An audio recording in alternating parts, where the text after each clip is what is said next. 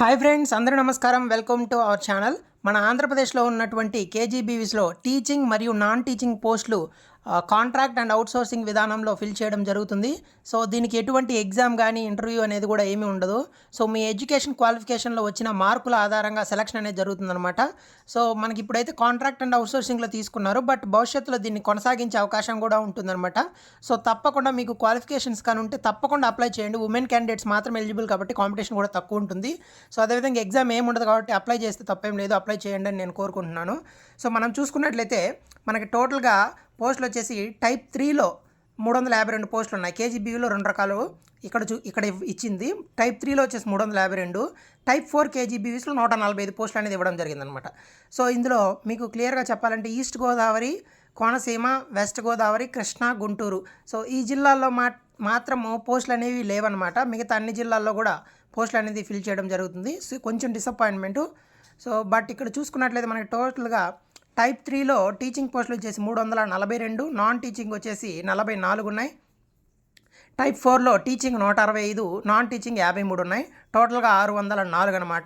So ఇందులో మనం చూసుకున్నట్లయితే principals, PGTs, CRTs, PETs, accountants, so warden, part time teachers, so ఈ విధంగా అన్ని పోస్టులు అనేవి ఉన్నాయన్నమాట. సో ఏ పోస్టులు ఎన్ని ఉన్నాయనేది మీకు స్క్రీన్ మీద క్లియర్గా కనిపిస్తుంది. సో మనకి ప్రిన్సిపల్ వచ్చేసి 10 ఉన్నాయి టైప్ 3లో. పీజీటీస్ వచ్చేసి 163 ఉన్నాయన్నమాట. సిఆర్టీస్ అంటే కాంట్రాక్ట్ రెసిడెన్షియల్ టీచర్స్ 165 ఉన్నాయి. PETs 4, accountants 44. అదేవిధంగా టైప్ 4లో వచ్చేసి పార్ట్ టైం టీచర్స్ వచ్చేసి 165 మంది, వార్డెన్స్ 53 మంది, 53 పోస్టులు అనేవి ఖాళీగా ఉన్నాయి. సో ఇందులో డిస్ట్రిక్ట్ వైజ్గా ఏ జిల్లాకి ఎన్నెన్ని ఉన్నాయనేది కూడా మీరు క్లియర్గా చూసుకోవచ్చు అనమాట. సో దీన్ని బట్టి మీరు అప్లై చేసేటప్పుడు మీకు అర్థమవుతుంది మీ కేటగిరీలో పోస్ట్ ఉన్నాయా లేదనేది. సో నాన్ టీచింగ్ పోస్టులు కూడా ఏ జిల్లాలో ఎన్ని ఉన్నాయో క్లియర్గా ఇచ్చారు. సో ఇందులో మనం చూసుకున్నట్లయితే అప్లికేషన్స్ వచ్చేసి మనము apkgbb.apcfsss.in మనం అప్లై చేసుకోవచ్చు అనమాట. దీనికి సంబంధించిన లింక్ కూడా నేను డిస్క్రిప్షన్లో ప్రొవైడ్ చేస్తాను. సో 250 రూపాయల ఫీజు అనేది ఉంటుంది. సో మనకి నోటిఫికేషన్ వచ్చేసి 24వ తేదీ రావడం జరిగింది. 26వ తేదీ ఈ నెల నుంచి మనం అప్లై చేసుకోవచ్చు. 10వ తేదీ అక్టోబర్ వరకు అప్లై చేసుకోవచ్చు అనమాట.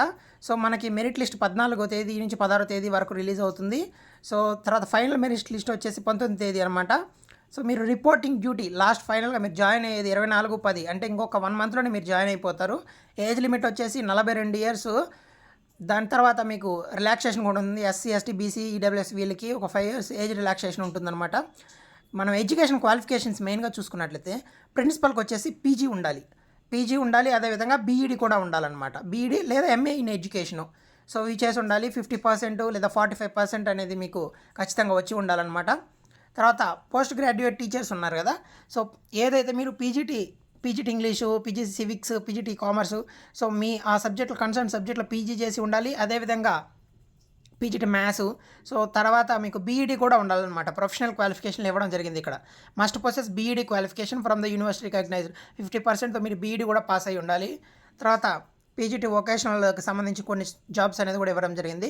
దానికి సంబంధించి కూడా క్లియర్గా మీకు ఏ జాబ్కి ఏ క్వాలిఫికేషన్ ఉండాలనేది మీరు ఇవ్వడం జరిగింది కాబట్టి చూసుకొని అప్లై చేసుకోండి. తర్వాత మనం చూసుకున్నట్లయితే కాంట్రాక్ట్ రెసిడెన్షియల్ టీచర్స్ తెలుగు ఉంది.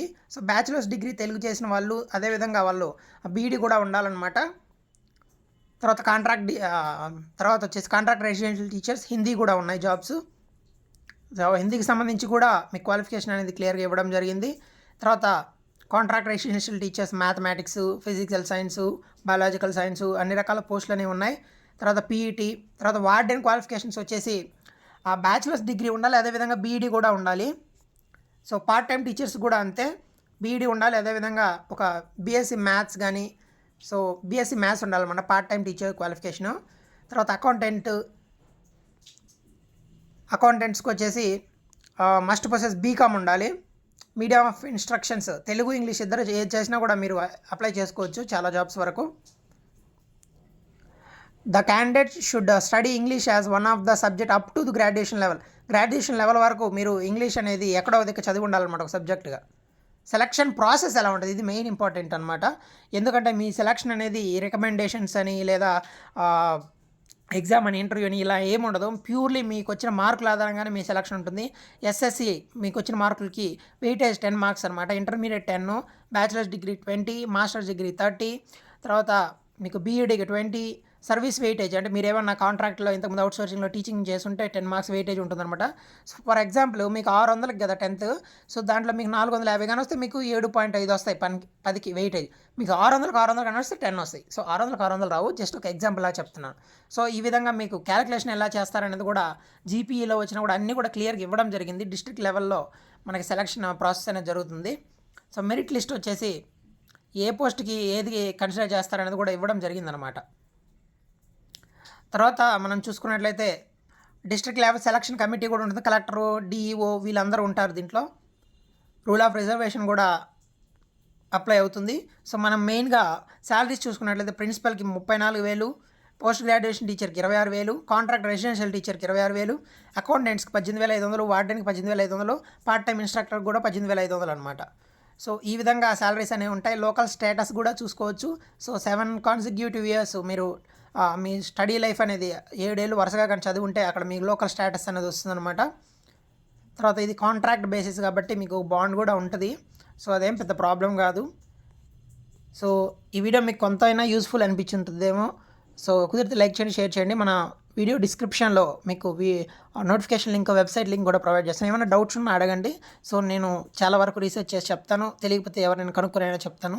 సో వీడియో మీకు ఉపయోగపడిందంటే ఉమెన్ క్యాండిడేట్స్ మాత్రమే కాబట్టి, అదేవిధంగా ఎగ్జాము, ఇంటర్వ్యూలు, అదేవిధంగా ఎటువంటి రికమెండేషన్స్ ఉండవు కాబట్టి తప్పకుండా అప్లై చేయడానికి ట్రై చేయండి. Thank you so much.